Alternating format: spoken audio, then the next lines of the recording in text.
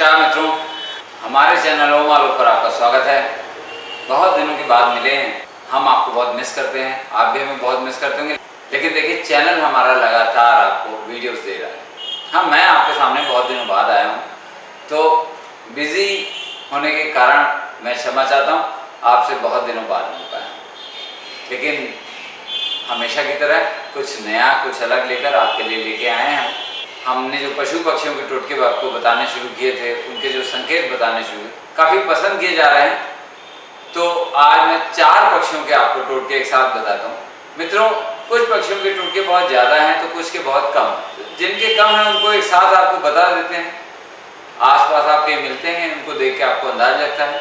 तो ये 4 पक्षी हैं, उल्लू, कोयल, खंजन और मुर्गा। इन चारों को आप अच्छी तरह पहचानते हैं। हमें पता है भारत के वातावरण में रचे बसे हैं ये पक्षी। सबसे पहले उल्लू। घर से अगर आप निकल रहे हैं और आपको अपने बाईं तरफ कोई उल्लू बोलता हुआ दिखाई देता है तो ये काफ़ी शुभ है। मतलब आपका कार्य, जिस कार्य से आप जा रहे हैं, वो सफल होने की संभावना है। एक बात और बता दूं, पीठ पीछे उल्लू बोलना भी काफ़ी शुभ होता है। रात में अगर उल्लू बोले और एक खास तरह की आवाज़ निकालता है, ऐसी तरह की करके आवाज़ निकालता है, अगर ये आवाज़ निकालता है और आपको रात में सुनाई पड़ती है तो डरिएगा नहीं, ये बड़ी शुभ आवाज़ है, आपको धन मिलने की संभावना है। अब मैं आपको बताता हूँ पत्तों में छिपी बैठी एक पक्षी का टोटका। ये बहुत कम बाहर दिखती है, कोयल रानी।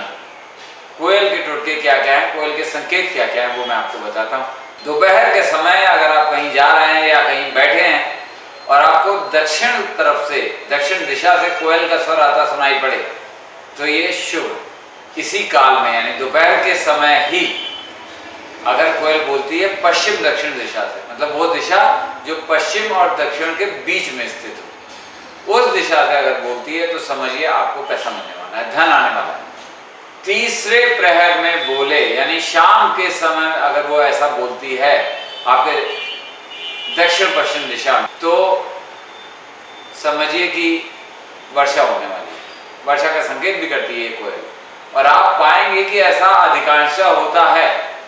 अच्छा, चौथे प्रहर में 9 से 12 अगर आपको सुनाई पड़ता है कोयल का स्वर अपने दक्षिण पश्चिम दिशा से, तो फिर चमत्कार होने वाला है। चमत्कार का मतलब उस व्यक्ति से आपका पैसा वापस मिलेगा जिससे आपको मिलने की कभी आशा ही नहीं थी। यदि आपने किसी को उधार नहीं दिया है तो भी कोई ऐसा व्यक्ति आपको धन देगा जिससे आप बिल्कुल उम्मीद नहीं करते कि ये पैसा दे सकता है।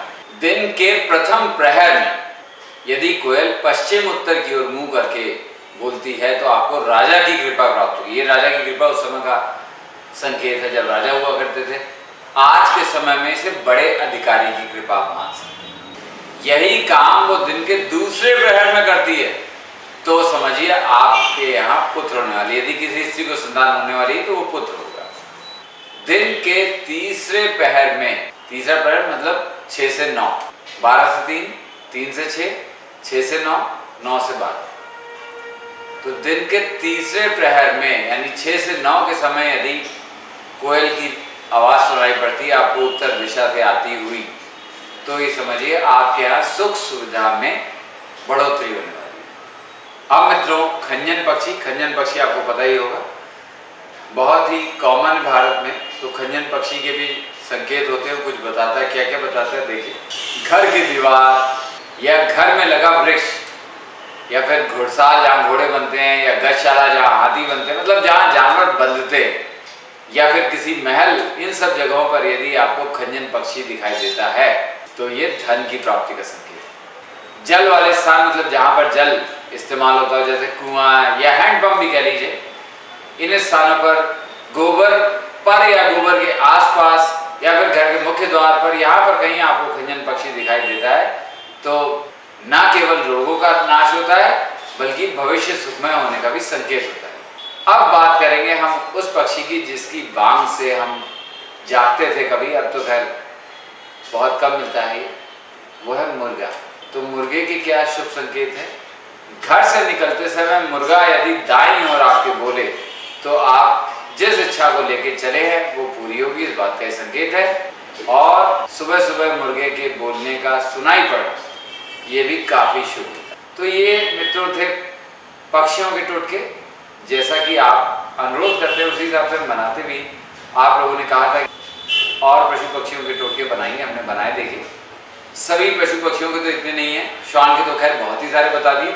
हाँ, हमें सब्सक्राइब करना मत भूलिएगा और अपनी मांग लिख के भेज दीजिए हमारे ईमेल पर या कमेंट्स में आप लिख सकते हैं, हम आपको बताएंगे और बताते रहेंगे।